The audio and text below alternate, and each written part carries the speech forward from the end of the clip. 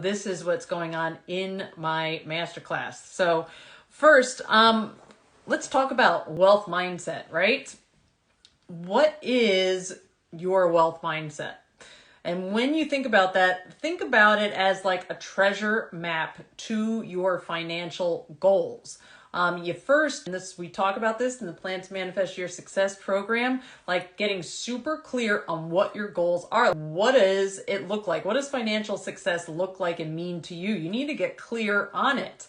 And so what that wealth mindset is to you, you need to get down and dirty and figure out that roadmap. What is it going to take? Where do you want to go? And not just wealth in the sense of cash flow, but abundance. Like, what is wealth mean to you? And it could be, a wealth in your health. It could be an abundance of love and joy in your household. What exactly does that mean to you?